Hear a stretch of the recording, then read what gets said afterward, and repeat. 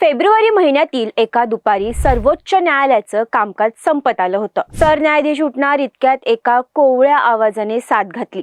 मला फक्त 10 मिनिटं द्या साहेब. हे शब्द होते 19 वर्षांच्या अथर्व चतुर्वेदीचे, जो कोणताही मोठा वकील नव्हता तर डॉक्टर बनण्याची इच्छा असलेला एक सामान्य विद्यार्थी होता. जबलपूरच्या अथर्वने 2दा नीटची परीक्षा उत्तीर्ण केली. 530 गुण मिळवले. पण सिस्टीमने त्याच्या समोर भिंत उभी केली.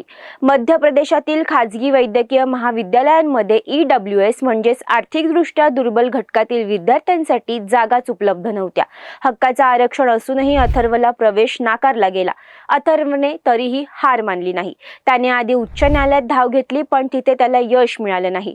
उच्च न्यायालयाने सरकारला निर्णय घेण्यासाठी वर्षभराची मुदत दिली, पण अथर्वचं वर्ष वाया जाणार होतं. मग त्याने तो निर्णय घेतला जो घ्यायला भल्याभल्यांना भीती वाटते. वकिलाशिवाय स्वतःचा खटला स्वतः लढवण्यासाठी त्याने थेट सर्वोच्च न्यायालयाचे दरवाजे ठोठावले. ऑनलाईन सुनावणी सुरू झाली. समोर देशातील सर्वोच्च न्यायाधीश होते. जेव्हा विचारलं गेलं की तू स्वतःचा युक्तिवाद स्वतःच करणार आहेस का, तेव्हा या 19 वर्षाच्या मुलाने आत्मविश्वासाने हो म्हटलं आणि आपल्या युक्तिवादाची सुरुवात केली.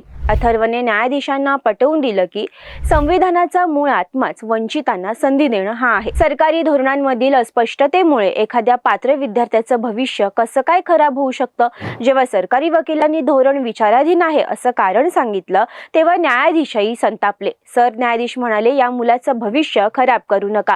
जर खाजगी कॉलेज अडवणूक करत असेल तर त्यांना आमच्या समोर आणा. आणि अवघ्या काही मिनिटातच परिस्थिती पलटली. सर्वोच्च न्यायालयाने संविधानाच्या कलम 142 अंतर्गत असलेल्या विशेष अधिकारांचा वापर केला. न्यायालयाने स्पष्ट आदेश दिला, केवळ धोरणात्मक त्रुटीमुळे पात्र विद्यार्थ्याला प्रवेश नाकारता येणार नाहीये. मध्य प्रदेश सरकारला 7 दिवसांच्या आतच अथर्वला प्रवेश देण्यासाठी महाविद्यालय देण्याचे आदेश देण्यात आले. अथर्वच्या या युक्तिवादाने न्यायमूर्ती इतके प्रभावी झाले की गमतीने म्हटले, अथर्व, तू डॉक्टर नाही तर वकीलच व्हायला हवं होतंस. तू चुकीच्या क्षेत्रात आहेस. पण अथर्वने सिद्ध केलं की जर सत्याची बाजू असेल आणि लढण्याची जिद्द असेल तर तुम्ही सर्वोच्च न्यायालयातूनही न्याय खेचून आणू शकता. अथर्वचा हा लढा आज देशातील अशा हजारो विद्यार्थ्यांसाठी आशेचा किरण आहे, जे व्यवस्थेच्या गुंतागुंतीत आपली स्वप्न हरवून बसतात. वकिलांविरुद्ध वकिलांशिवाय लढलेल्या या 19 वर्षीय तरुणाच्या जिद्दीला एक सलाम तर बनतोच.